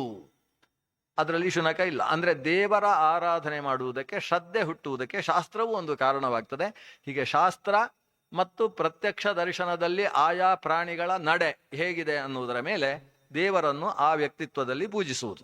ಅರ್ಚಾದಿಷು ಯಥಾ ಯತ್ರ ಶ್ರದ್ಧಾ ಮಾಂ ತತ್ರ ಚಾರ್ಚಯೇತ್ ಸರ್ವಭೂತೇಷು ಆತ್ಮನಿ ಚ ಸರ್ವಾತ್ಮಮಾಹಂ ಅವಸ್ಥಿತಃ. ಏವಂ ಕ್ರಿಯಾ ಯೋಗಪಥೈಃ ಪುಮಾನ್ ವೈದಿಕ ತಾಂತ್ರಿಕೈಃ ಅರ್ಚಾನುಭಾವತ ಸಿದ್ಧಿಂ ಮತೋ ವಿಂದತಿ ಅಭೀಪ್ಸಿತಂ. ಇಲ್ಲಿಗೆ ಉಪಸಂಹಾರ ಮಾಡ್ತಾರೆ. ಏವಂ ಅಂತ ಬಂದ್ರೆ ಒಂದು ಸಲ ಮುಗಿಯಿತು, ಅಥವಾ ಇತಿ ಅಂತ ಬಂದ್ರೆ ಮುಗಿಸ್ತಾ ಇದ್ದಾರೆ ಅಂತ ಅರ್ಥ. ಇತಿ ಗುಹ್ಯತಮಂ ಶಾಸ್ತ್ರಂ ಇದಮುಕ್ತಂ ಮಯಾ ನಘ ಏತದ್ಬುದ್ಧ್ವಾ ಬುದ್ಧಿಮಾನ್ ಸ್ಯಾತ್ ಕೃತಕೃತ್ಯಶ್ಚ ಭಾರತ. ಇತಿ ಅಂತ ಬಂತ, ಒಂದು ಸಲ ಒಂದು ಹಂತವನ್ನು ಮುಗಿಸಿದ್ರು ಅಂತ ಅರ್ಥ. ಹಾಗೆ ಇಲ್ಲಿ ಏವಂ, ಏವಂ ಅಂದ್ರೆ ಈ ರೀತಿಯಾಗಿ. ನಾವೊಂದು ಪ್ರಬಂಧ ಬರೆಯುವಾಗಲೂ ಕೊನೆಗೆ ಬರೆಯುವುದೇನು? ಒಟ್ಟಂದದಲ್ಲಿ ಏನು ಹೇಳಿದ್ದೇವೆ ಅಂದರೆ ಅಂತ ಒಂದು ಕೆಲವರು ಹೀಗೆ ಬರೀತಾರೆ, ಉಪಸಂಹಾರದ ಕ್ರಮ. ಇಲ್ಲವೋ ಈ ರೀತಿಯಾಗಿ ಎಲ್ಲವನ್ನೂ ಪರಿಗಣಿಸಿದರೆ ಅಂತ ಆ ಈ ರೀತಿಯಾಗಿ ಒಂದು ಶಬ್ದ ಬರ್ತದೆ. ಇಲ್ಲ ಎಂಬುದಾಗಿ ಅಂತ ಬರ್ತದೆ, ಇತಿ ಅಂತ ಅರ್ಥ. ಈ ಶಬ್ದಗಳು ಆ ಕೆಲವು ಶಬ್ದ ಕೇಳಿದುಕೊಳ್ಳೆ ಮುಗಿಸ್ತಾ ಇದ್ದಾರೆ ಅಂತ ಅರ್ಥ ಆಗ್ತದೆ. ಹಾಗೆ ಏವಂ ಕ್ರಿಯಾಕಲಾಪೈಹಿ, ಇದು ಕ್ರಿಯಾಕಲಾಪ. ಧ್ಯಾನ ಅನ್ನುವುದು ಒಂದು ಕಲಾಪ, ಕ್ರಿಯಾ ಅನ್ನುವುದು ಒಂದು ಕಲಾಪ. ಕಲಾಪ ಅಂದರೆ ಸಮುದಾಯ ಅಂತ ಅರ್ಥ. ಈ ಕ್ರಿಯಾ ಸಮುದಾಯಗಳಿಂದ ಅಂದರೆ ಆಚಮನವನ್ನು ಮಾಡಿ, ಪೂಜೆ ಮಾಡಿ, ಅರ್ಚನೆ ಮಾಡಿ, ಕೊನೆಗೆ ಪ್ರದಕ್ಷಿಣೆ ಬಂದು ದೇವರ ಪಾದದಲ್ಲಿ ತಲೆ ಇಟ್ಟು ನಮಸ್ಕಾರ ಮಾಡಿ, ಸ್ತೋತ್ರ ಮಾಡಿ, ಇದೆಲ್ಲ ಕ್ರಿಯಾಕಲಾಪ.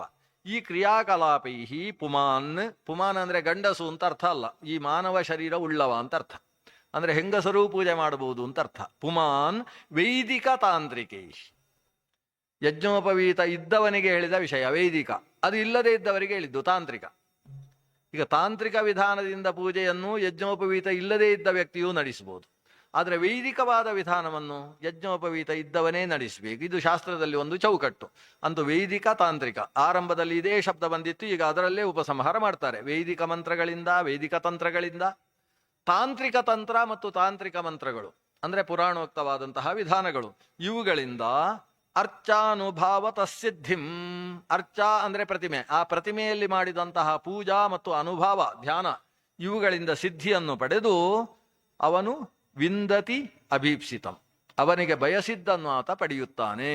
ಅದರ ಪೂಜಾ ಕಲಾಪಕ್ಕೂ ಕೂಡ ನಾವು ಧ್ಯಾನ ಇತ್ಯಾದಿಗಳನ್ನು ಮಾಡುವುದಕ್ಕೆ ಎಷ್ಟು ಮಹತ್ವವೋ ಅಷ್ಟೇ ಮಹತ್ವ ಇದೆ. ಅವನು ಅಭಿಲಷಿತ ಪ್ರಾಪ್ತಿಯಲ್ಲಿ ಪೂಜಾದಿಗಳನ್ನು ವಿನಿಯೋಗಿಸಬೇಕು. ತಂತ್ರಸಾರ ಸಂಗ್ರಹದಲ್ಲಿ ಆಚಾರ್ಯರು ಪೂಜಾ ವಿಧಾನವನ್ನು ಹೇಳ್ತಾರೆ, ಧ್ಯಾನ ಯೋಗ ಸಮಾಧಿಗಳ ಬಗ್ಗೆಯೂ ಹೇಳ್ತಾರೆ. ಪೂಜಾ ವಿಧಾನದ ಜೊತೆಗೆ ಮಂತ್ರ ಜಪದ ವಿಧಾನವನ್ನು ಹೇಳ್ತಾರೆ. 3 ಪ್ರಮುಖವಾದ ವಿಷಯ, ಒಂದು ಪೂಜಾ ವಿಧಾನ, ಮಂತ್ರ ಜಪ, ಧ್ಯಾನ ಯೋಗ ಸಮಾಧಿಗಳು. ಈ 3ರ ಬಗ್ಗೆಯೂ ಇದೆ. ಇಲ್ಲಿ ಇದು ಕ್ರಿಯಾಯೋಗ, ಸಾಂಖ್ಯಯೋಗ ಅಂತ ಹೇಳ್ತೇವಲ್ಲ, ಏಕಂ ಸಾಂಖ್ಯಂಚ ಯೋಗಂಚ ಯಪ್ಪಶ್ಯತಿ ಸ ಪಶ್ಯತಿ. ಕರ್ಮಯೋಗ, ಸಾಂಖ್ಯಯೋಗ. ಕರ್ಮಯೋಗ ಅಂತ ಹೇಳಿದ್ರೆ ಇದು ಕ್ರಿಯಾಕಲಾಪ, ಇದರಿಂದ ಸಿದ್ಧಿಯನ್ನು ಮನುಷ್ಯ ಪಡಿತಾನೆ. ಇಲ್ಲಿಗೆ ಒಂದು ಹಂತ ಮುಗಿಸಿ ಇನ್ನೊಂದು 4 ಶ್ಲೋಕಗಳಲ್ಲಿ ಈ ರೀತಿ ಮನೆಯಲ್ಲಿ ಪೂಜೆ ಮಾಡುವುದು ಒಂದಾಯಿತು, ಇನ್ನು ದೇವಸ್ಥಾನದಲ್ಲಿ ಪೂಜೆ ಮಾಡುವುದಕ್ಕೂ ಕೂಡ ಅವಕಾಶ ಉಂಟು ಅಂತ ಇನ್ನೊಂದು 4 ಶ್ಲೋಕದಲ್ಲಿ ಹೇಳ್ತಾನೆ ಕೃಷ್ಣ. ದೇವಸ್ಥಾನ ಕಟ್ಟಿಸಬೇಕು ಅಂತ ಹೇಳ್ತಾನೆ. ಮದರ್ಚಾಂ ಸಂಪ್ರತಿಷ್ಠಾಪ್ಯ ಮಂದಿರಂ ಕಾರಯೇತು ದೃಢಂ ಪುಷ್ಪೋದ್ಯಾನಾನಿ ರಮ್ಯಾಣಿ ಪೂಜಾಂ ತತ್ರೋತ್ಸವಾಶ್ರಿತಾಂ. ಇಲ್ಲಿ ಇದರಿಂದ ನಮ್ಗೆ ಗೊತ್ತಾಗುವುದು, ಇಲ್ಲಿಯ ತನಕ ಏನು ಹೇಳಿದ್ದಾರೋ ಇದೆಲ್ಲ ಗೃಹ ಪೂಜಾ, ಮನೆಯಲ್ಲಿ ಮಾಡುವ ಪೂಜೆ. ಅಂದರೆ ನೃತ್ಯ, ಗೀತ, ವಾದ್ಯ, ವಾದಿತ್ರ ಎಲ್ಲ ಹೇಳಿದರು. ಇದೆಲ್ಲ ಮನೆಯ ಪೂಜೆಯಲ್ಲಿ ಇರುವುದು. ಅದನ್ನ ಮನೆಯಲ್ಲಿ ಕನಿಷ್ಠ ಒಂದು ಕೊಳಲು, ಸ್ವಲ್ಪ ಮನೆ ದೊಡ್ಡದಿದ್ರೆ ಒಂದು ವೀಣೆ, ಇನ್ನೂ ದೊಡ್ಡದಿದ್ರೆ ಚೆಂಡೆ ಎಲ್ಲ ಇಟ್ಟುಕೊಳ್ಬೋದು. ಅಂತೂ ಮನೆಯಲ್ಲಿ ವಾದ್ಯಗಳೆಲ್ಲ ಇರಬೇಕು ಅಂತ ವ್ಯವಸ್ಥೆ. ಯಾಕಂದ್ರೆ ನಿತ್ಯ ರಾಜೋಪಚಾರಂ ನಾವು ಹೇಳ್ತೇವಲ್ಲ, ದರ್ಪಣಂ ಸಮರ್ಪಯಾಮಿ, ಗೀತಂ ಸಮರ್ಪಯಾಮಿ, ವಾದ್ಯಂ ಸಮರ್ಪಯಾಮಿ, ನೃತ್ಯಂ ಸಮರ್ಪಯಾಮಿ, ವಾದಿತ್ರಾಣಿ ಸಮರ್ಪಯಾಮಿ, ದರ್ಪಣಂ ಸಮರ್ಪಯಾಮಿ. ನೃತ್ಯಂ ಸಮರ್ಪಯಾಮಿ ಅಂತ ಅಷ್ಟೇ, ಒಂದು ಪುಷ್ಪ ಹಾಕುದು ನೃತ್ಯಂ ಸಮರ್ಪಯಾಮಿ. ಇವನಿಗೆ ಏನು ಹೇಳಿದೆ ಎಲ್ಲೂ ಗೊತ್ತಿರುವುದಿಲ್ಲ. ದೇವರಿಗೆ ನೃತ್ಯಂ ಸಮರ್ಪಯಾಮಿ ಅಂದ್ರೆ ಏನು? ದೇವರ ಮುಂದೆ ಸ್ವಲ್ಪ ಕೈಯಲ್ಲಿ ಏನೋ ಹಿಡ್ಕೊಂಡು, ಅದು ಯಾವುದು ಪದ್ಯ ಆಗ್ಬೋದು, ಅದಕ್ಕೆ ಝಂಪೆ ತಾಳವೋ ಅಟ್ಟ ತಾಳವೋ ಯಾವ ತಾಳ, ಆ ತಾಳ ಆದರೂ ಗೊತ್ತಿದ್ದು ಅದಕ್ಕೆ ಸರಿಯಾಗಿ ಒಂದು ಸ್ಟೆಪ್ ಹಾಕಿ ಹೀಗಂದ್ರೆ ನೃತ್ಯಂ ಸಮರ್ಪಯಾಮಿ ಅಂತ, ಆಮೇಲೆ ಪುಷ್ಪ ಹಾಕಿದ್ರೆ ಅದು ನೃತ್ಯಂ ಸಮರ್ಪಯಾಮಿ ಆಗ್ತದೆ. ಅನ್ನೋ ನೃತ್ಯ ಸಮರ್ಪಣೆ ನಾಳೆಯಿಂದ ಹೇಗೆ ಮಾಡಬೇಕು ಅಂದ್ರೆ, ದೇವರ ಒಳಗೆ ದೇವರ ಕೊಡೆ ಅಷ್ಟು ಚಿಕ್ಕದಿದ್ರೆ ದೇವರ ಕೊಡೆಯಿಂದ ಹೊರಗೆ ಬರಬೇಕು. ಅಲ್ಲೇ ಕುಣಿದಾಳಿ ಕುಪ್ಪಳಿಸಿ ಇದ್ದದ್ದೆಲ್ಲ ಅಡ್ಡ ಹಾಕುವುದಕ್ಕೆ ಹೋಗಬಾರ್ದು. ದೇವರ ಕೊಡೆಯಿಂದ ಹೊರಗೆ ಬರಬೇಕು. ಹೊರಗೆ ಬಂದು ಒಳಗೆ ನಾನು ಪೂಜಿಸಿದಂತಹ ದೇವರನ್ನು ಒಂದು ಸಲ ಮನಸ್ಸಿನಲ್ಲಿ ತುಂಬಿಸಿಕೊಳ್ಬೇಕು. ಲೋಕ ಮರಿಬೇಕು. ಮನೆಯಲ್ಲಿ ನಮ್ಮ ಸೋದರ ಮಾವು ಬಂದಿದ್ದಾರೆ, ನಾನು ಕುಣಿದ್ರೆ ಏನು ಅನ್ಕೊಡ್ತಾರೋ ಅಂತ ಹಾಗೆಲ್ಲ ಯಾವುದೇ ಲಜ್ಜೆ ಬಿಡಬೇಕು. ಲಜ್ಜೆ ಬಿಟ್ಟು ಕುಣಿಬೇಕು. ದೇವರ ಹೊರಗೆ ಬಂದು ದೇವರದ್ದು ಯಾವ ಪದ್ಯ ಆಗಬಹುದು, ಇಲ್ಲ ದ್ವಾದಶ ಸ್ತೋತ್ರದಲ್ಲಿ ಇರತಕ್ಕಂಥ ಕುರು ಭುಂಕ್ಷ ಚಕರ್ಮ ನಿಜಂ ನಿಯತಂ, ಅದಕ್ಕೊಂದು ಲಯ ಇದ್ರೆ ಸಾಕು. ಆ ಲಯ ಇದ್ರೆ ಅದಕ್ಕೆ ಸರಿಯಾಗಿ ಹೆಜ್ಜೆ ಹೋಗ್ತದೆ.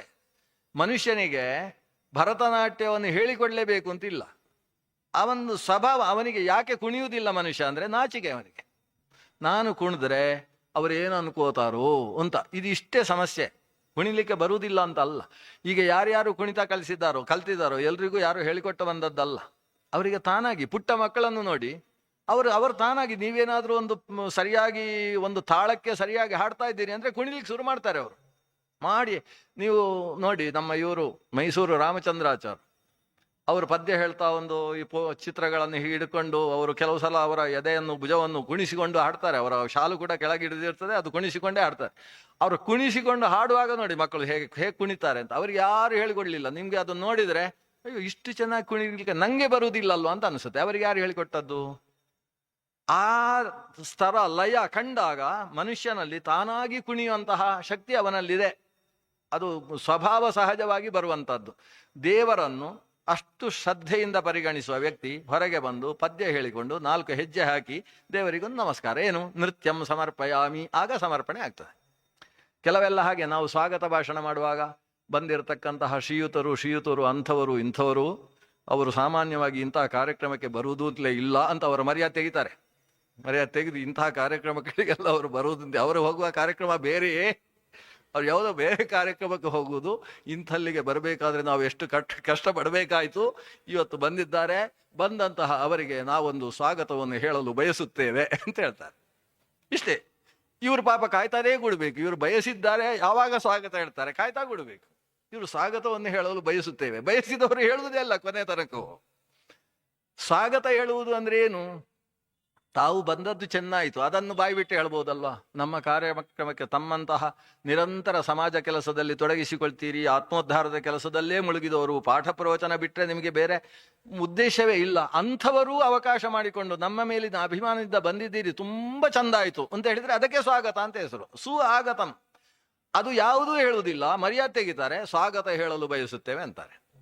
ಅಂದ್ರೆ ನಾವು ಶಬ್ದ ಪ್ರಯೋಗದಲ್ಲಿ ನಿಷ್ಣಾತರಾಗಿದ್ದೇವೆ. ಶಬ್ದ ಪ್ರಯೋಗದಲ್ಲಿರುವ ಆಂತರ್ಯವನ್ನು ಮರ್ತಿದ್ದೇವೆ. ಮೂರ್ಧನ್ಯೇಶು ಅಂಜಲಿರ್ಮೆ ಅಂತ ಹೇಳ್ತಾ ಇರ್ತೇವೆ. ನಿಜವಾಗಿ ಏನಿದೆ ಅಲ್ಲಿ? ಮೂರ್ಧನಿ ಏಷಃ ಅಂಜಲಿ, ಏಷಃ ಅಂಜಲಿ, ಈ ನನ್ನ ಅಂಜಲಿ ಅದು ಮೂರ್ಧನಿ, ನನ್ನ ತಲೆ ಮೇಲೆ ಇದೆ ಸ್ವಾಮಿ ಅಂತ. ನಾವು ಅದರ ಬಗ್ಗೆ ಅರ್ಥದ ಬಗ್ಗೆ ಆಲೋಚನೆ ಇದ್ರೆ ಮೂರ್ಧನ್ಯೇಶು ಅಂಜಲಿರ್ಮೆ ತಾನಾಗಿ ಕೈ ಮೇಲೆ ಹೋಗುತ್ತೆ. ನಾವು ಅದಿಲ್ಲ, ನಾವು ಸುಮ್ಮನೆ ಹೇಳುವುದು. ಉತ್ತಪ್ತ ತುತ್ಕಟತ್ವೆ ಟ್ರಕಟ ಕಟ ಕಟ ಕಟ ಕಟ ಕಟ ಹೇಳ್ತಾ ಇರ್ತಾನೆ. ಅದ್ರದ್ದು ಏನು ಆಂತರ್ಯ ಅದರ ಬಗ್ಗೆ ಯೋಚನೆ ಮಾಡುವುದಿಲ್ಲ. ಸಾಮಾನ್ಯ ನಾವು ಏನು ಹೇಳ್ತೇವೆ ಅದರ ಬಗ್ಗೆ ಚೂರು ಯೋಚನೆ ಮಾಡಿದರೆ ಆವಾಗ ನಿಜವಾಗಿ ಅದು ಭಾವ ಆಗ್ತದೆ. ಭಾವಗ್ರಾಹಿ ಜನಾರ್ದನ ಅನ್ನೋದು ಅದು ಆಗುತ್ತೆ. ಆ ದೃಷ್ಟಿಯಿಂದ ನಾವು ಹೇಳುವಂತಹದ್ರ ಕಡೆಗೆ ಗಮನ, ಮಾಡುವಂತಹದ್ರ ನೃತ್ಯಂ ಸಮರ್ಪಯಾಮಿ ಅಂತ ಹೇಳುವಾಗ ಇದನ್ನು ಹೇಳಿದ್ದೇನೆ ಮಾಡಬೇಕು. ವಾದ್ಯಂ ಸಮರ್ಪಯಾಮಿ ಅಂತ ಹೇಳುವಾಗ ಒಂದು ಜಾಗಟೆಯನ್ನಾದರೂ ಸರಿಯಾದ ತಾಳದಲ್ಲಿ ಹೊಡೆಯುವುದು. ಪಕ್ಕದಲ್ಲಿದ್ದ ಪಿಶಾಚಿಗಳು ಓಡುವುದರ ಜೊತೆಗೆ ಇದ್ದ ಮನುಷ್ಯರು ಓಡುವ ಹಾಗೆ ಹೊಡಿಬಾರ್ದು. ಕೆಲವರು ಜಾಗಟೆ ಹೊಡಿತಾ ಇದ್ರೆ ಆ ಜಾಗಟೆ ಎರಡು ವಾರ ಒಡೆದು ಹೋಗ್ತದೆ. ಒಡೆದ ಮೇಲೆ ಯದ್ವಾತದ್ದು ಹೊಡಿತಾರೆ. ಕೇಳುವವರಿಗೆ ಸಿಕ್ಕಾಬಿಟ್ಟೆ ಕಿರಿಕಿರಿ. ಒಡೆದ ಜಾಗಟೆಯನ್ನು ಹೊಡೆದ್ರೆ ಅದು ಅಪಸ್ವರ. ಆ ಸ್ವರ ದೇವರಿಗೂ ಇಷ್ಟವಾಗುವುದಿಲ್ಲ. ಅದನ್ನ ಜಾಗಟೆ ಒಡೆಯದೇ ಇರುವ ಹಾಗೆ ಹೊಡಿಬೇಕೋ ಬೇಡೋ. ಇವರ ಆಲೋಚನೆ ಏನಂದ್ರೆ ಜಾಗಟೆ ಇರುವುದೇ ಹೊಡೆದು ಹೊಡೆಯುವುದಕ್ಕೋಸ್ಕರ ಹೊಡೆದಾಕ್ತಾರೆ. ಅದು ಹಾಗಲ್ಲ. ಅದರಿಂದ ಧ್ವನಿ ಹೊರಗೆ ಬರಬೇಕೇ ಹೊರತು, ಅದರಿಂದ ನಾದ ಹೊರಗೆ ಬರಬೇಕೇ ಹೊರತು ಕರ್ಕಶ ಧ್ವನಿ ಹೊರಗೆ ಬರಬಾರ್ದು. ನಾವು ಗಂಟೆ ಹೊಡೆಯುವಾಗಲೂ ಅಷ್ಟೇ. ದೇವರ ಮುಂದೆ ಒಂದು ಗಂಟೆ ಇರ್ತದೆ, ಉಪನ್ಯಾಸ ಆಗ್ತಾ ಇರ್ತದೆ, ಚೆನ್ನಾಗಿ ಹೊಡಿತಾ ಇರ್ತಾರೆ. ಇವು ಕೇಳುವವರಿಗೂ ಉಪದ್ರ ಆಗಬೇಕು ಅಂತ. ದೇವರಿಗೆ ಘಂಟಾನಾದ ಅಂದ್ರೆ ಮೆಲ್ಲ ಆ ಧ್ವನಿ ಅದು ಒಂದಷ್ಟು ಹೊತ್ತು ಆಕಾಶದಲ್ಲಿ ನಾದ ತರಂಗಗಳು ಉಂಟಾಗುವುದರ ಮೂಲಕ ಕೇಳ್ತಾ ಇದ್ದಂತಹ ವ್ಯಕ್ತಿಗೂ ಕೂಡ ಒಳಗಿದ್ದಂತಹ ದೋಷಗಳು ಹೊರಗೆ ಹೋಗಬೇಕು. ಆ ರೀತಿಯ ನಾದಗಳಿಗೋಸ್ಕರ ವಾದ್ಯ ಇರುವುದು. ಅಂದ ವಾದ್ಯ ಅನ್ನುವುದೇ ಇನ್ನೊಬ್ಬರ ಮನಸ್ಸನ್ನು ತಣಿಸುವ ರೀತಿಯಲ್ಲಿ ಇರಬೇಕು. ಆ ರೀತಿಯ ಒಂದು ವಾದ್ಯವನ್ನು ಅಲ್ಲಿ ಮಾಡಿ ನಾನು ವಾದ್ಯಂ ಸಮರ್ಪಯಾಮಿ. ನಾವು ಅಷ್ಟಾವಧಾನ ಸೇವೆಯಲ್ಲಿ ಅದೆಲ್ಲ ಮಾಡ್ತೇವೆ. ಆ ರೀತಿ ಇದು ಇರತಕ್ಕಂಥದ್ದು ರಾಜೋಪಚಾರ ಅನ್ನುವುದು. ಅಂಥದ್ದನ್ನೆಲ್ಲ ಮಾಡಬೇಕು. ಇದು ಮನೆಯಲ್ಲಿ ಅಷ್ಟು ಜನ ಇದ್ದಾಗ ಆಗ್ತದೆ. ಮೊನ್ನೆ ಒಂದು ಸಲ ಗೋಕರ್ಣಕ್ಕೆ ನಾನು ಹೋಗಿದ್ದೆ. ಒಂದೇ ಮನೆಯಲ್ಲಿ 72 ಜನ ಇದ್ದಾರೆ ಮನೆಯಲ್ಲಿ. ಅವರು ಗೋಡೆಯಲ್ಲಿ ಎಲ್ಲ ಬರೆದು ಹಾಕಿದ್ದಾರೆ ಅವರ ಸೊಸೆಯಂದಿರಿಗೆ ವ್ಯವಸ್ಥೆ. ಸೋಮವಾರದ ದಿವಸ 4 ಜನ ಅಡಿಗೆಗೆ, ಮಂಗಳವಾರದ ದಿವಸ ಈ 4 ಜನ ಅಡಿಗೆಗೆ. ಅಡಿಗೆ ಇಲ್ಲದೆ ಇದ್ದವರು ಶುದ್ಧೀಕರಣಕ್ಕೆ, ಮನೆಯ ವ್ಯವಸ್ಥೆ ಅವತ್ತು ಶುದ್ಧ ಮಾಡುವುದಕ್ಕೆ ಇವರು ಅಂತ. ನಾವು ಹಾಸ್ಟೆಲಲ್ಲಿ ವಿದ್ಯಾರ್ಥಿಗಳಿಗೆ ಹಾಕಿರ್ತೇವಲ್ಲ, ಇಂಥ ದಿವಸ ಇರುವುದು ಇಂಥದ್ದು. ಆ ರೀತಿಯಲ್ಲಿ ಮನೆಯಲ್ಲಿ ಅವಿಭಕ್ತ ಕುಟುಂಬ.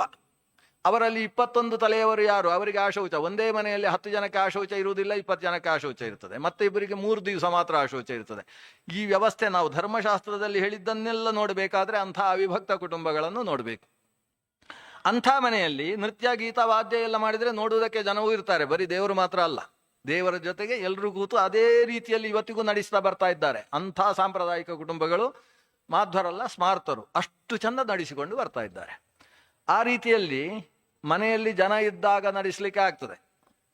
ಇನ್ನು ದೇವಸ್ಥಾನಗಳಲ್ಲಿ ಆದರೆ ಭಕ್ತ ಜನ ಬಹಳಷ್ಟು ಇರ್ತಾರೆ. ಆ ದೃಷ್ಟಿಯಿಂದ ಹೇಳ್ತಾರೆ, ಮದರ್ಚಾಂ ಸಂಪ್ರತಿಷ್ಠಾಪ್ಯ.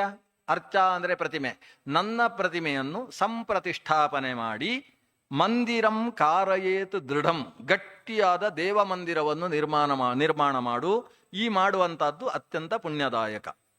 ಅದು ಉಳ್ಳವರು ದೇವಾಲಯವ ಕಟ್ಟುವರು ಅಂತ ಬಸವಣ್ಣರು ಹೇಳಿದ ಹಾಗೆ ಉಳ್ಳವರು ಕಟ್ಟಬೇಕು. ಎಲ್ಲರೂ ದೇವಸ್ಥಾನ ಕಟ್ಟಿದ್ರೆ ಮತ್ತೆ ಮನೆಯೇ ಇಲ್ಲ ಅಂತ ಆಗ್ತದೆ.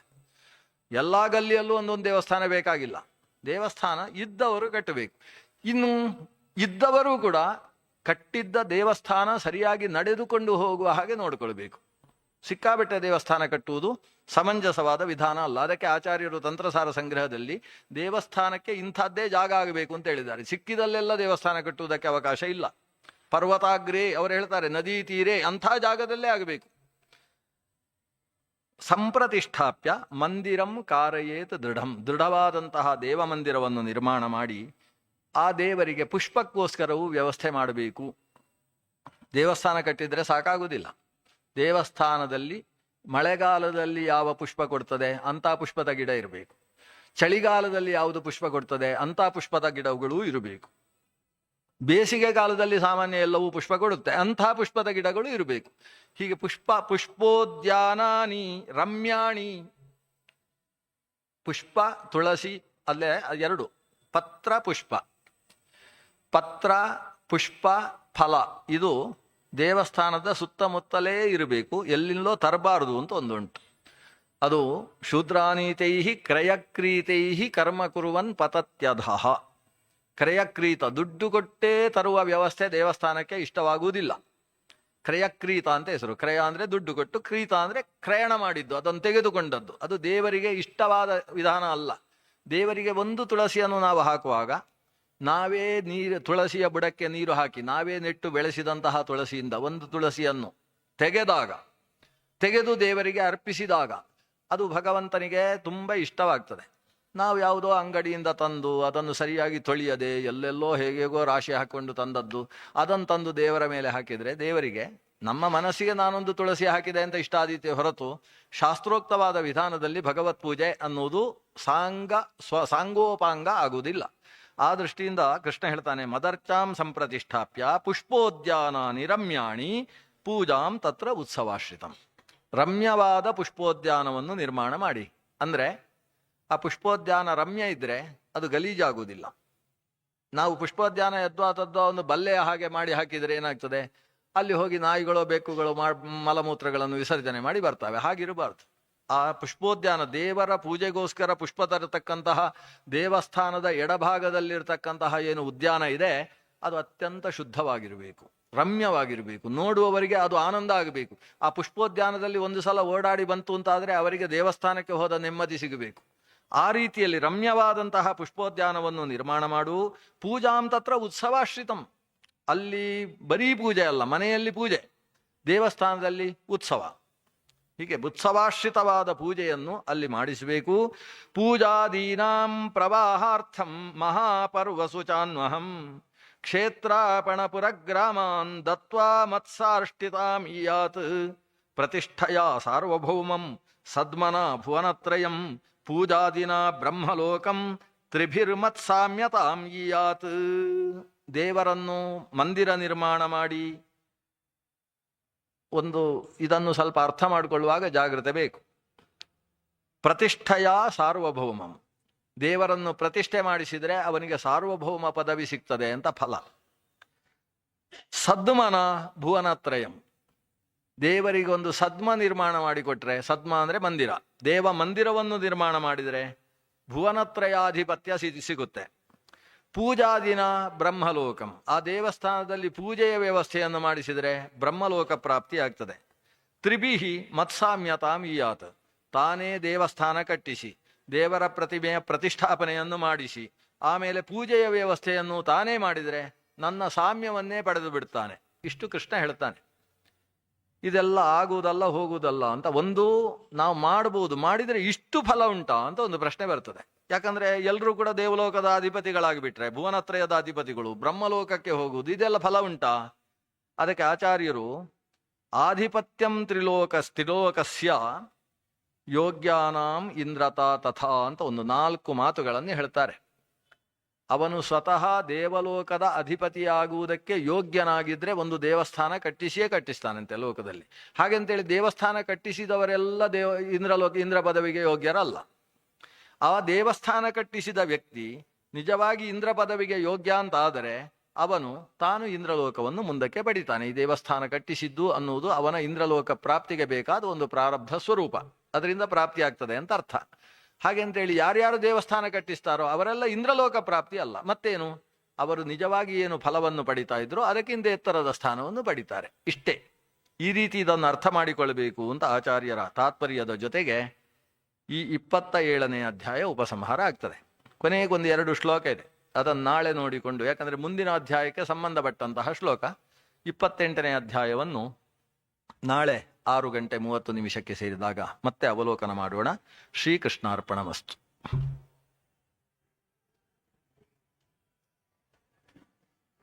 ಸರ್ವೇ ಭವಂತು ಸುಖಿನಃ, ಸರ್ವೇ ಸಂತು ನಿರಾಮಯಾಃ, ಸರ್ವೇ ಭದ್ರಾಣಿ ಪಶ್ಯಂತು, ಮಾ ಕಶ್ಚಿತ್ ದುಃಖ ಭಾಗ್ ಭವೇತ್. ಶ್ರೀಕೃಷ್ಣಾಯ ನಮಃ.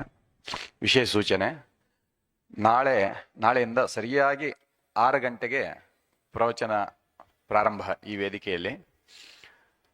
ಪರಮಪೂಜ್ಯ ಶ್ರೀ ಶಿರೂರು ಮಠಾಧೀಶರಿಂದ ಪ್ರಾರಂಭದಲ್ಲಿ 1/4 ಗಂಟೆ ಪ್ರವಚನ, ನಂತರದಲ್ಲಿ ಆಚಾರ್ಯರ ಪ್ರವಚನ ಮುಗಿದ ಮೇಲೆ 6:45 7:15ವರೆಗೂ 7ರಿಂದ 7:15 ಆದರೂ ರಾಮಾಯಣ ಪ್ರವಚನ ಪರಮಪೂಜ್ಯ ಶ್ರೀ ವಿಶ್ವಪ್ರಸನ್ನ ತೀರ್ಥ ಶ್ರೀಪಾದಂಗಳವರಿಂದ. ನಾಳೆಯಿಂದ 6ನೇ ತಾರೀಕಿನವರೆಗೂ ಪರಮಪೂಜ್ಯ ವಿಶ್ವಪ್ರಸನ್ನ ತೀರ್ಥ ಶ್ರೀಪಾದಂಗಳವರ ಪ್ರವಚನ ಈ ವೇದಿಕೆಯಲ್ಲಿ ನಡೀತಾ ಇದೆ. ಕ್ಯಾನ್ಸಲ್ ಮಾಡಿದರೆ ಇಲ್ಲ.